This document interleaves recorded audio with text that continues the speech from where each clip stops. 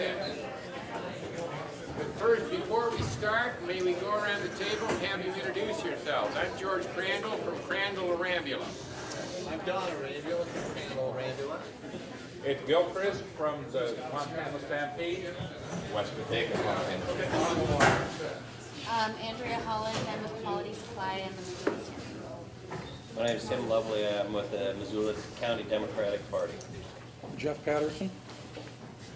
Larry Dickerson, 4-H FFA volunteer. I'm Jack Ballas, and I represent East Missoula Lions Club. I'm Campbell Barrett with the Extension Office. I'm the 4-H agent. Cindy Arnott, I'm 4-H, and I'm the Rabbit Barn Superintendent.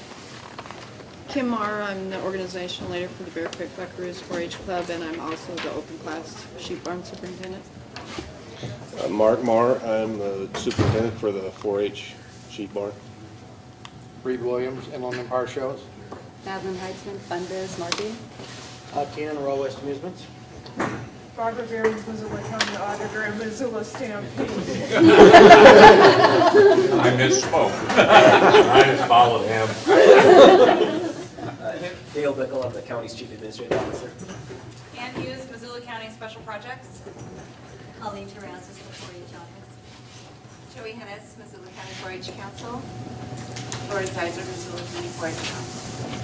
Sally Trump, 4-H Exhibit Building Superintendent. Smith B. Fair Office, and Missoula Stampede. Scott Meter, Fair Manager. Jerry Marks, Extension Office. And Jason Graff, I'm with Crandall Arambula. All right, we're going to go through this quickly because the most interesting part of the meeting will be to hear from you and hear your comments. So this is a little background. The county has initiated this study. The meeting agenda then is to really identify your issues and concerns. That's what it's all about tonight. Of course, context, downtown, fairgrounds. The study area, fairgrounds, the red line indicates what we're going to be looking at in detail, but we'll also look beyond that red line to see how we can relate this or connect this to the neighborhood or make sure we're good neighbors.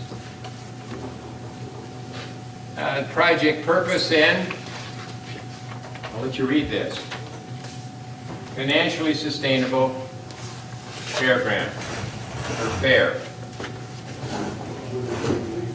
So those are the objectives that have been set up, and those can change. But that's where we're starting. We're asking you to fill out a response sheet. You should have one in front of you. Indicate your top 3 issues and concerns. List them here. If you have more than that, feel free to list them on the back or anywhere else on the sheet. But we're interested in your top concerns because it'll help us prioritize in those issues. We're a small firm out of Portland, Oregon, and here's a picture of the firm. I've been at this a long time with the firm, longer than I care to admit. What we do is revitalize cities. We work on parts of cities around the United States and in Canada. And our town has experienced lots of changes over the years, and we've made some mistakes, and we've had some great successes, and we've learned from that. Some befores from our town and some afters. That we are just finishing up your downtown plan, and I recognize some of the faces here tonight. We have worked on fairgrounds in other communities as well. This is the Oregon State Fair. We finished up that plan this year. The process we'll be following in this study is listed here. There's a starting and a designing phase. And in the starting phase, and that's where we are right now, we want to identify the opportunities and constraints related to the site. We will then come back with some alternatives and present those to you in workshop number 1. The schedule then looks something, or in number 2, looks something like this. Number 1, here we are then tonight, hearing from you. We'll take that information, take a couple of months and work up 3 alternatives for the site. come back to you at this point, which is about April, and with that range of alternatives, ask you to comment on them and evaluate them. After that, we will then go to do a refinement and then come back with we're calling it a refined preferred alternative, then sometime in May or June. There's another process and it would follow, which is, what if you had a new fairgrounds? It's separate from this. Where would that be? How might that work? And what would the alternatives be for that? That schedule would follow the other work, and it would pick up then in June and finished in about October. We've looked at your prior plans because lots of good work's been done, and those plans inform us about your thinking. There was a Central Park concept developed in 2007. There were some key ideas. And this is just information. Doesn't mean this is what should happen. We don't know what should happen at this point. The Fair Commission had a plan in 2007. This wasn't a preferred alternative, and some uses were suggested at that time in a certain configuration. We'll go back and look at the plan of '89. Existing conditions in. How's the site used today? Who's in the neighborhood? Where are the major auto routes? How much traffic do you have on your roads today? Are there issues here, or are there not? Are there intersection issues, for example, access issues? It's just existing information. How do you get to the site on a bus? Where are your existing bike routes? What is the zoning today and the zoning surrounding the site? What about the urban renewal area? Here's the study area now. In the dashed line, urban renewal area is where you see all the red, and that is a special area, and that, with new development in this area, it can generate income which can be used for projects in that area. We're interested in how that might develop over time, and we're going to be making some projections then about how that might develop. There's a Parks Master Plan we need to be aware of that talks about some possibilities on the south end of the site of the study area. There are a number of fairgrounds uses that have been suggested, and this is an incomplete list, of course, but it's a start. And so here we are, the interesting part of the meeting, your issues and concerns. And let's go back to a site plan, Jason, if you can find it for us. So what we typically do then is hear from you. Do you have any questions about any of this? And then what we do want to do is go around the table. Some of you walked in before the last meeting was finished. Go around the table and hear from each one of you. So I have a chance to give us your thoughts. So first of all, questions about this process. Anything before we start just going around and hearing from you all? Or doubts, or thoughts about it.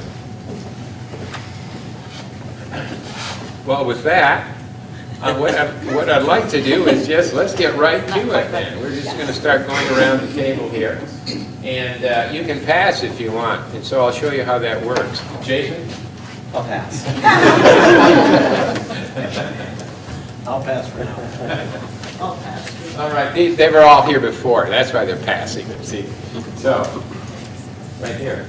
Thoughts about this or questions? Yeah. I'll pass for now. All right, and you can come back. If you pass, you can come back, and if you want to throw in an addendum, you can do that too after you've had a chance to say something. Yes? So I'm going to pass for now. Okay. Well, I guess we have to start somewhere. I don't have a lot to And give us your say. name. Yeah. Joey Hennis. And I'm here with the primary interest of representing 4-H, but I'm a longtime resident of the Missoula Valley and have all the history of the fairgrounds that everybody's talked about. just speaking in the interests of 4-H, it's an awesome program, and we all know what a great program it is, and where we want to go with it. We've worked in partnership with the fair over the years, some years being more successful than others. When we're looking at developing youth and the projects that they have, it's just my opinion, and it's not the opinion of 4-H, it's just Joey's opinion, that we've struggled to be the best we can be because we're restricted from a space standpoint and from a facility standpoint. I don't feel like we have the space for our kids to really blossom with their projects, and one year we're in this building and oh, you can't use that building because now it's this, so you move over here. Well, that doesn't work, so why don't we buy some tents, and that doesn't work very well, so let's do this and that and other thing. So the facility as it stands today, I don't feel is in the best interest of 4-H. It's a great location. Whether it's the best location for the 4-H program or not, I think needs to be determined, and I respect what you guys are doing. Portland is an awesome place, so if you've helped them with some of their things, I'm excited with what you might come up with. And personally, I have a very open mind what the destination of the fair and 4-H is part of it has. You know, I'm excited with what you may come up with. I don't necessarily think that it needs to end up in this spot, but maybe that's the best place for it. Here's a question for then 4-H. Would it be possible for someone to give us a couple paragraphs on the ideal program, the kind of facilities you would need if you were to dream? I think we probably have that available. You have that back there? That was a setup. All right.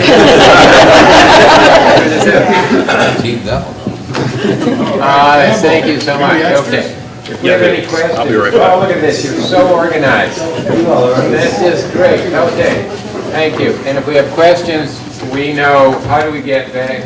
We'll get back. Yes, we have an address. We have everything here we need. Thank you. Thank you. I'm going to put one on the webpage if you guys. Yeah. And next, thank you so much. Yeah. I'm Colleen Terrazas, and I'm just going to add a little bit to Joey because the spaces in buildings is a huge problem for the 4-H program. But also, times other than the fair, we have a shooting sports program. We don't have any place for the kids to practice. Clubs need meeting space. There are a lot of things that a building could be used for throughout the year, other than just the fair, if we have the place. Okay. Thank you. Pass. I'm going to pass too, but I want to echo what George is saying, that for any of these groups, that, you know, really identifying the types of facilities you need is really important to us here. So if you have those thoughts, we really want to hear those as well. Okay. I'll speak as a relative newcomer to the rodeo committee. That I initially started on the rodeo committee as a representative of the county management team, and somehow I quickly found myself a full-fledged member and recognized the entertainment component of the rodeo. And just as there are many avid fans of horse racing, there are at least as many avid fans of rodeo, and it's being an integral part of the fair experience. So I know that, in fact, from the rodeo's perspective, not having horse racing here has made it a great deal easier to actually put on a rodeo. So we're not necessarily, it's a somewhat uneasy relationship between the two entertainment types. So with that, Larry? Rita probably did most of the speech, but my name is Todd King of Royal West Amusements. Been in the carnival industry since 1990 with Reed. I've kind of started off and on here and there. I've been on the fairgrounds since 1990, seen a lot of changes, stuff come and go. There's just, you know, you take carnival example, we take up 20% of the fairgrounds. You know, we're one of the largest generating incomes for the fair. You know, for the week of the fair week. Been doing a great job, you know, and we just see what you do at the fairgrounds. play 32 weeks a year. You know, this is one of our largest fairs we play, you know, one of our larger fairs we play of the fair season. We'd like to not see it go away. You know, still have to make a living for the week. You know, we do a very nice job here at the fair, very nice community, get a lot of response. You know, we do a lot of promos to help the community, to try to generate people to get them to the fairgrounds, to get them to the fair, to the food booths, to the rodeo, everything. You know, we're a part of this fair just as, you know, fairgrounds just as much as anybody else, so I just wanted to say that. Thank you. I'm Madeline Heitzman with Fun Biz. I do the marketing for the carnivals and have done the marketing for this fair in the past. And we have spent a lot of money in the community to try to make people aware of the fact that, yes, it's fair time again, and we need you all to come and to become part of it. While I was doing the marketing for the fair, one of the things that I saw happening was that we needed to become a major part of this community. We needed to be a little bit more relevant in a town that was becoming less agricultural and more of an urban center. And it is totally relevant for 4-H and FFA, because what they're doing is very real and very involved with the fair. But there are other aspects of our community that are basically left out. And I talk about things like computers, and there's really not a lot going on for all those kids out there who are, unless 4-H, you do something with computers, don't you? We have a website. You have okay, but that kind of thing, the relevance of the events that are going on at the fair, and that's something I've talked about for years, you know, when I was trying to market it, because you're trying to make this, you need that emotional tie within the community that this is my fair. And we have it in certain aspects of the community, but there are whole portions of this community who don't even care. There's nothing to tie them to this event. And I don't know what a building would do or a new plan, but I think that's an important thing. I know the Carnival spends $10,000 every year just advertising the fair, not just the Carnival, at the fair, which ties into health. And then there's participation in other ways as well. Pass it on to. Thank you. Well, my side of this has changed over the years. I grew up here for the last 48 years. My family started showing this event when we bought the Carnival, the first Carnival Inland Empire shows in 1960, and actually the show had been here for about 6 years before that. As I went through over the years, I had more friends in Missoula and enjoyed the area. The fair ended up being one of our bigger fairs, and as fate would have it, I ended up meeting my wife and marrying and living here. So I always tell people it was much easier when I got through with the fair, got in the truck, and left town. Now it's become much more of a passion for me, because we have probably the second or third best fair in the state of Montana, but we have really one of the saddest facilities. And I don't really think there's any place that you can point fingers at that. I think it's just over a period of time. We just got behind on the focus of the fair. You think at the turn of the century in the last century, fairs were basically a yearly event that was the focus of the entertainment of the entire community. Everything that happened in an entire year was rolled into one event that week. Everybody came, just like these folks were talking about horse racing people.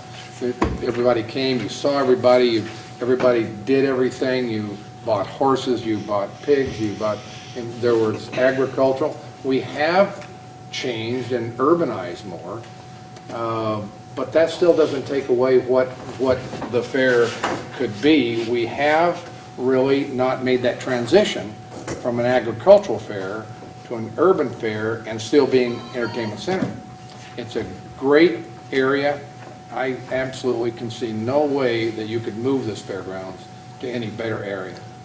I've talked to people that know a lot more about fairs and fair planning than I do, and they tell me 40, 50 million probably couldn't do it. When you figure infrastructure, everything that you've got and what you need probably would be in the neighborhood of that amount of money. fairs should still be an entertainment center. That's basically what you are. You're selling entertainment. And in order to do that on this site, we need more than the facility that we have. Scott's done a great job with the facility he's got. It's hard to do what he does with the facility we have. It's done a great job. Everybody would like to have a lot more. The problem is, not everybody can have a lot more. It's kind of like a cake.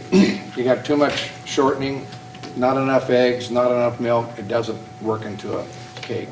And it's still a great opportunity for this city. We're the entertainment center of Western Montana. If we had a facility that we could have events in, basketball, rodeo, indoor rodeo, trade shows, equipment shows, I'll guarantee it would be full year-round.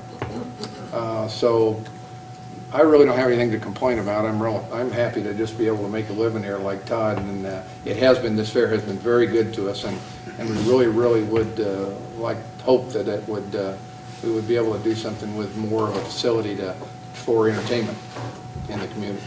Thank you. Speaking as barn superintendent for sheep, 4-H, our biggest concern, and I think it's the same in the cattle and the hogs, our main concern is space.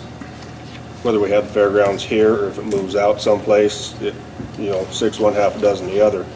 We want to make sure we've got enough space to house all the animals. And what we've had going on here the last few years is where we had space over where the barns are now. That's gone away from us, so we keep getting cramped down into a smaller area, which makes it unsafe for the public. We're getting cramped down. We don't have enough room for viewing areas for the people to come around and check out all the livestock. So, we just mainly keeping our foot in the door, having enough space available to the livestock, and trying to keep everything in one area, not get scattered out too far. I think that's our general concern. Thank you. Yeah, my opinion's basically the same. You talk about egg dying out. Our 4-H numbers in livestock have risen drastically in the last 5 or 6 years. The numbers keep going up. Our space keeps going down. We've got animals literally stacked on top of each other, and it is going to be a safety issue with the public coming in because the kids are trying to move their animals from the show ring to the wash rack, and we have public in there, and it's just really an unsafe situation. Speaking as the rabbit superintendent, we need more space because the sheep keep taking it.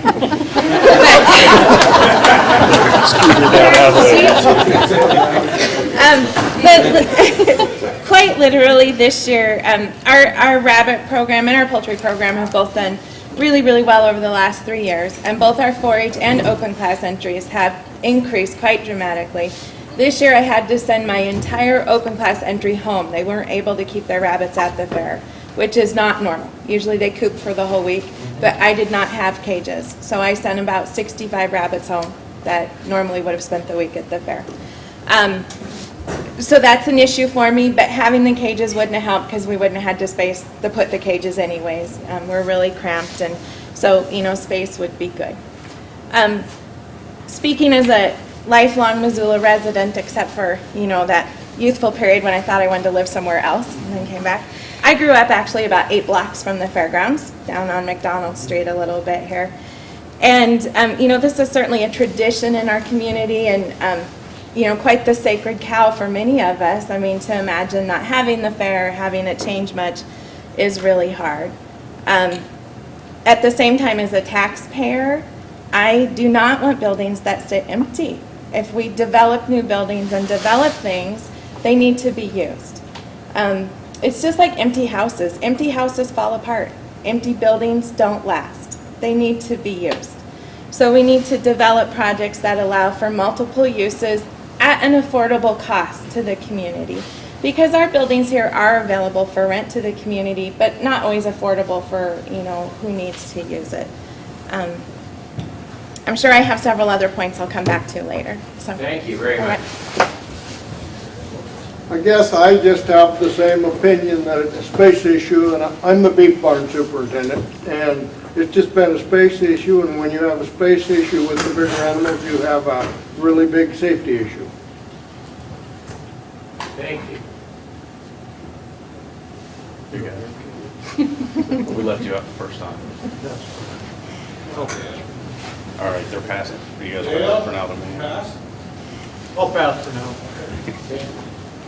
I'm Larry Henderson. I'm the Livestock Committee Chairman this year, and I agree with all these people as far as space. I think that we need a building for 4-H and FFA that we can use year-round for other events, fundraisers, whatever.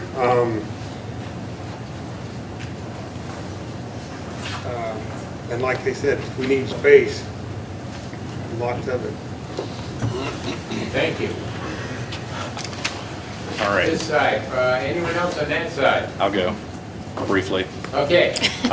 My name's Campbell Barrett with the 4-H office, and I'm the one who typed the document with the clover in the corner and the pictures at the bottom. So since mine's in writing, my comments will be brief, but this is my attempt to summarize the best I could the general consensus of the 4-H community, which is much larger than the folks who are represented here tonight, and just to communicate the general ideas we have about location, facilities, and the fair format. So you can read in great detail, but as you've heard, there are lots of different opinions. I was one person trying to represent maybe 500 opinions in this one little 4-page document. In general, our folks would like to stay at this current location. And in general, we would like to have our own facilities that are larger than the approximately 42,000 square feet that we occupy during the week of the fair just for animal exhibits. And you'll see some square footage numbers and some trends with the livestock exhibits and with non-animal exhibits, with our horse show, with our dog show, and our shooting sports exhibition. You'll see some references to the fact that we start our fair, the 4-H fair is basically a 16-day process instead of a 5 or 6 day process. And while no one wants a 16-day fair, if we keep the current 5-day format, 6-day format, that we would like to emphasize those 4-H events that are fair related that happen prior to the official start of the fair. If the format changes and we had some different facilities, we could move things around to conform to the 6 or 7 day format as well. But in general, 4-H numbers and FFA numbers are increasing. Obviously, the population in western Montana is increasing. With more people, generally come more kids. A lot of parents are interested in hands-on educational opportunities for their kids, both in school and out of school, and FFA and 4-H both provide those. And also a lot of folks are interested in locally grown foods, which obviously 4-H animal projects are. Ultimately, most of the animal projects are meat projects, so we fit in with a lot of the trends that are occurring. I don't see this program going away. I don't see our numbers decreasing, nor our need for space like the folks have mentioned. So they've been here a lot longer than I have, and I'm sure we'll mention anything that I forgot in this document. That's all I have. Thank you. Up this side of the table. How about Jack? Oh, Jen. Yes. I'm Jack Ballas, and I'm a member of the East Missoula Lions Club, and I'm just kind of here from a service group representative. I don't see too many other service groups that kind of, do some of the background or the unforeseen activities that are probably necessary, like the fire watch and whatnot. But if anybody has gone to the fair and has seen the night show, the rodeo, the bull-a-rama or something like that, my group has probably taken your ticket and made sure that you were sitting in the right spot. I go back to probably the middle 50s of going to the fair here. My mother would take a week off from work just so she could manage one of the concession booths that was here at the time. And the fair was her favorite time of the year because she would meet many people that she had known over the years, and this was kind of a gathering place of friends and family and whatever, you know, that she knew from the community, and she would meet them at the fair. So it was something that she looked forward to every year. As I was growing up, I developed the same fascination that we come to the fair and you walk around to the exhibits, the animals, the other exhibits, and whatever, and the number of people that you'd run into, and that's the only time of the year that you'd run into them. You know, the fair was a kind of a gathering place of meeting old friends, making new acquaintances. I've heard a lot of comment about moving the fair out or keeping it here. We've talked, I've heard the comments, you know, that it's an entertainment facility, organization. Moving the fair out, I just kind of wonder, you know, with the price of gas that's going up, how many people would travel back and forth to move their kids or their family from town out to a fair, different location where it's at right now. We have city transportation, people can walk, you know, and it's just a great location, so I'm going to quit for now. Thank you very much. Jeff Patterson, you heard from me before, but I'll Good to just... see you. Yeah. I just want to expound on a couple of things here. There's been a lot of talk about safety in space, which is a huge issue for 4-H and the kids. And after all, you know, we talk a lot about this entertainment package. And in 4-H and FFA, our kids are that entertainment. And it's imperative that we have safe facilities for these kids to show their livestock or their ag products, whatever it might be. So in designing buildings and designing facilities for our kids, I would hope that you would look at first their needs and then design the building around that. So rather than to build a building and then fit them into it, which is kind of what has happened in the past, is that 4-H has been kind of pushed around from building to building or from place to place. And I don't want to see that happen. I want to see you guys listen to all the 4-Hers, and there are very specific issues about, you know, where do you put wash racks for the livestock? You know, where do you put the rabbits? Where do you put the horses? And where do you unload these animals? How do you get them into the fairground safely? In the last design that they did, I think the 2007 design, as I mentioned before, they had horses being unloaded, or they had a parking lot shown for horses to be unloaded way out away from the facilities, where kids would have to unload their horses and walk them through the general public to get to a barn to show them, leaving all their grooming supplies and their trailers and all their other needs back in some parking lot. That just doesn't work. Again, there's huge liability issues with that, and it's certainly not very becoming for the kids in regards to their safety. So, again, I would like you to look at or listen to what the 4-H needs are, and then design that facility around those needs, instead of building a facility and then fitting us into it. Good. Thank you. Yes, sir. Well, my name's Tim Lovely, and I'm here on behalf of the Missoula County Democratic Party. We've been participating in the fair and enjoying that for decades, and we hope to continue to do that. Probably our one concern is increased costs. The rent goes up. Now we pay insurance, which was not something we used to have to do. But so we might be, getting toward a point at which some of our members of our committee might think, well, what do we really get out of this? And of course, we get the same thing that everyone else does, and that we get to interface with the public. We get to see people we only see once a year, and they see us. We're not a very visible organization ordinarily because we don't maintain an office, and we have regular meetings, but but they're all that publicized most of the time. So we appreciate the, being able to participate in the fair on an annual basis, and hope we'll be able to continue that. But I'm also, I guess I'm going to throw in a little pitch about the increase, the constantly increasing price of admission to the fair. Sometimes I get the impression that folks don't go to the fair because they don't want to shell out $5 or $6. So that might be a consideration. I don't know if there's any possibility to deal with that. That's about all I have. Thank you. Yes, right here. I'm Andrea Holland, and I am noticing as I'm listening to everyone talk how many different areas I have been involved with that relate to the fair.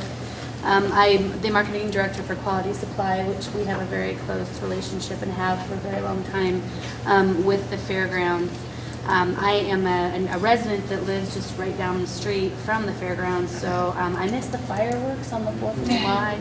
That was always really fun to watch from my front yard. But I have been involved with the high school, Montana State Finals High School Rodeo, which was held here for 2 years, as well as the Missoula Stampede, and I have had involvement with the 4-H as well.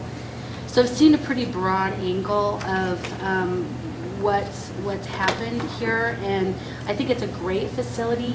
Not the facilities per se as the structures, but just the location, all of the different user groups that come together, and whether they be, from the monster trucks to the rodeo, which is distinctively different type groups, but they can all come together and use this common area, which when Madeline had mentioned there being an increased need for public relevance, I really agree with that statement. I think that if the financing could be found to put an indoor or an internal type facility where year-round activities can take place besides ice skating, that it would be able to be used, that things would come around. I know down in Hamilton, they have a new building down there that was done, and it's a very nice facility and is used a lot for all different kinds of activities all through the year. The one thing that we do have here in Missoula, I think that's a consideration that they don't have, is the competition for locations, because we have more options like the university and different convention centers or whatnot that are coming available. There is increased competition there for that, but with the growing population, there's still a need there, I think. But I think it's important with the relevance that it not only be a place of entertainment, but it also be a place of education. I mean, we are in a really economic hard time right now where people are very much concerned about increasing their awareness of sustainability, such as you were saying, to where a lot of people that are coming here kind of, I think, want the Montana experience, but aren't necessarily originally from Montana. There's an increasing number of that, where the more that they can be educated on what this community deal has been, then you could potentially increase the people who were coming. And with the people coming, cost is always an issue. I've heard it several times that people can't afford it. They have to pick a summer deal that they do, and a lot of times places like Silverwood went out over coming to the fair. So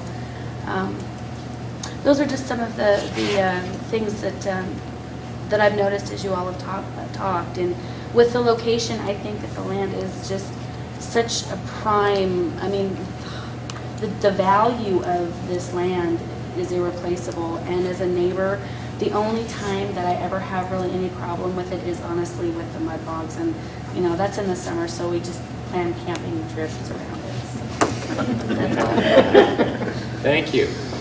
Appreciate it. Wes Mateka, Cherry Creek Radio and Missoula Stampede. And kind of interesting sitting here listening to everyone, because I've only lived in Missoula for 6 weeks, and I don't even actually live in Missoula. I live up in Arlee. But I've been involved with rodeos and PBR events and fairs for many, many years, having been in media. And I've always viewed them as being community reunions. It's like a expanded family reunion. So it's interesting to hear so many of you talk about that's the one time of the year you see everybody. Part of why I moved to Montana is because it's an agricultural state. It is a state with a rich history for both livestock and agriculture, and that's to me what the fair has always been about, is those things. And I loved what you said about, locally grown food being so important to so many people now, and 4-H thriving through times like this.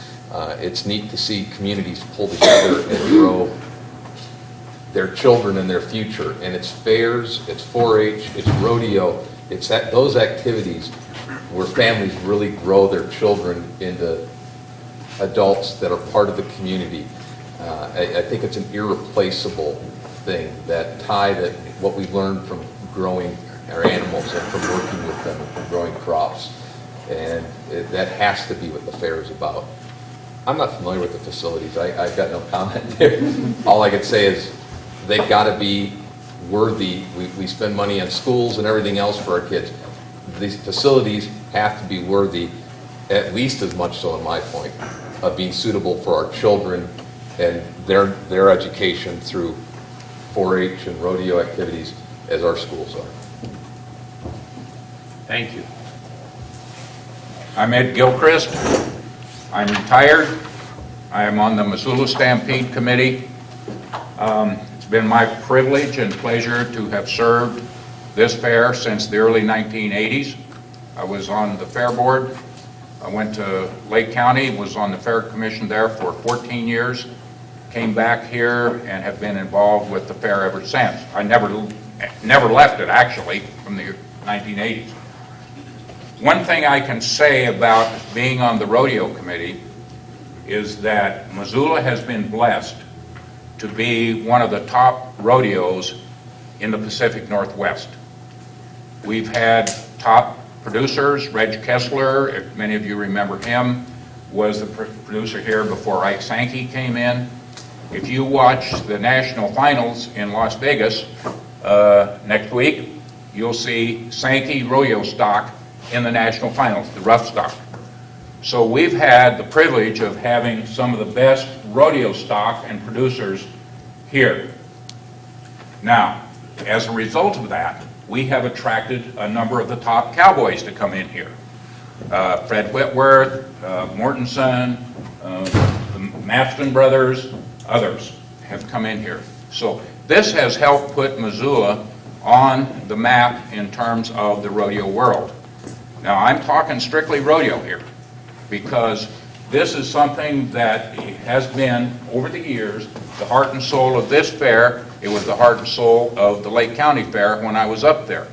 If you were there on a Friday, Saturday, Sunday afternoon, if you're here on Thursday, Friday, Saturday afternoon, this has been the heart of the fair.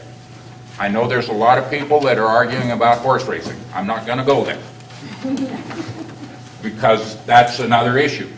But the rodeo has been a huge producer for the fair, and we're proud of that.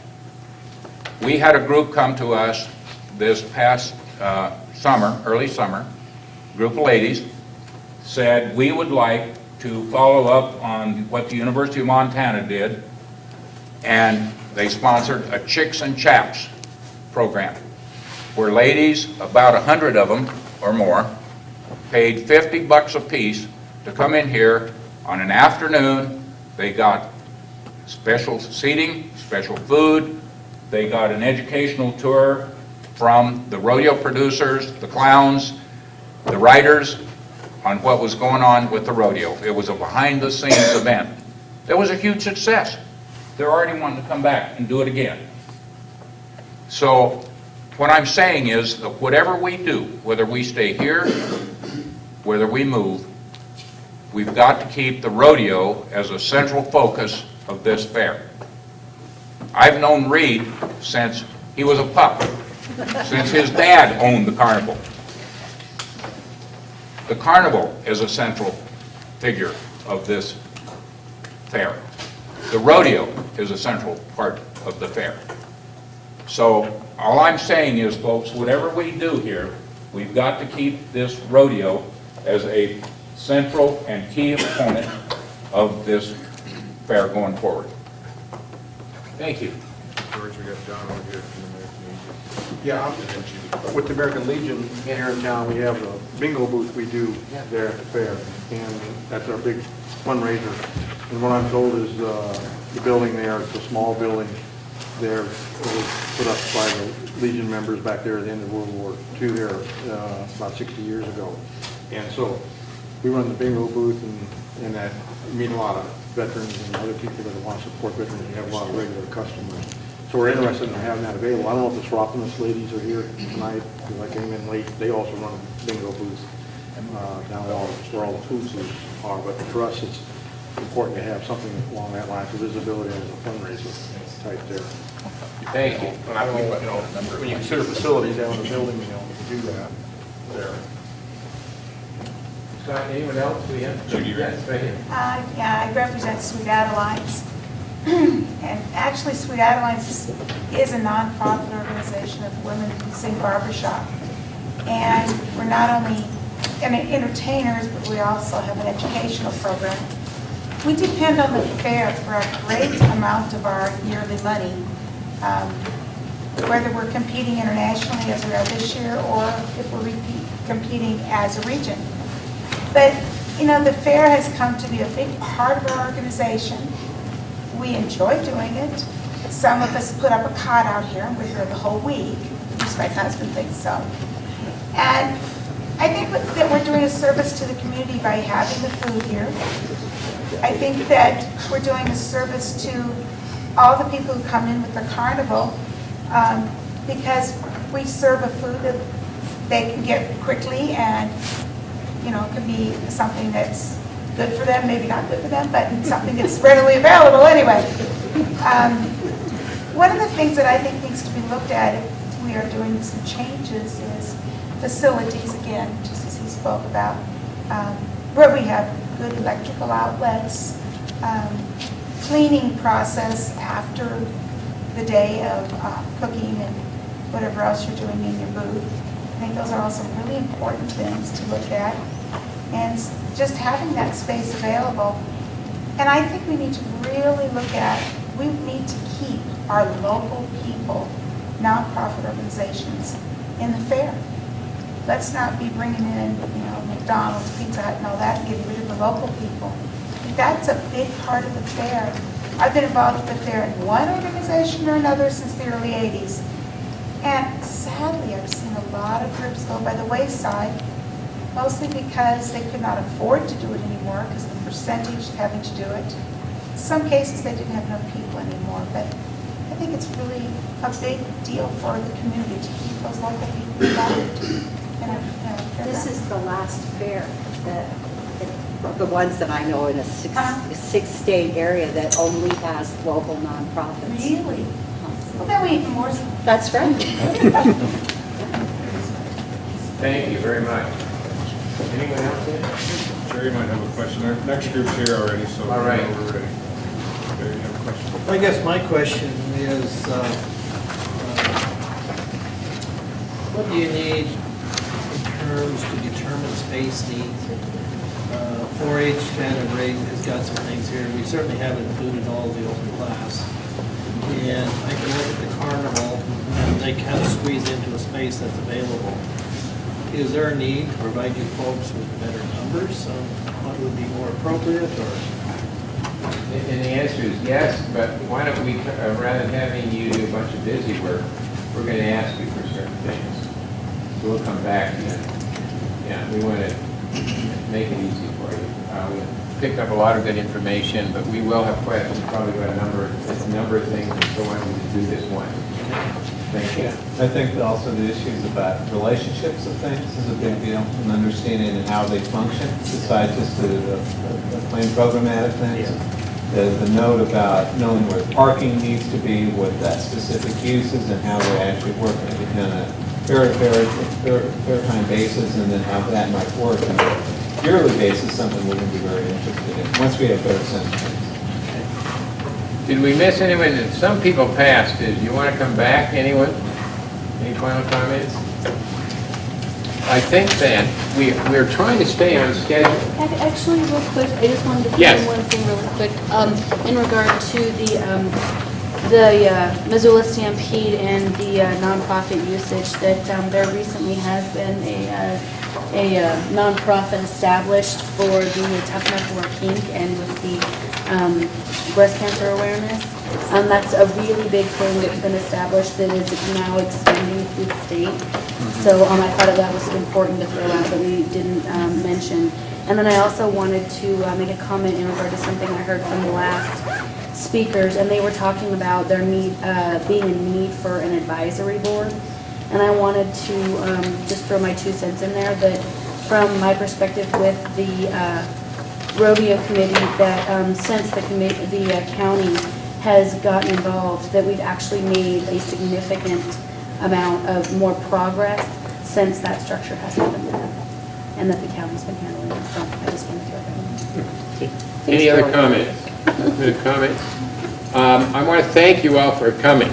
We have another meeting coming up, otherwise I think we could stay here all night and talk about this. I want to thank you for coming, for giving us all this good information. We've been taking notes, and it is so helpful, and we will see you again when we come on back with some alternatives. And we may have some questions for you. Thank you so much.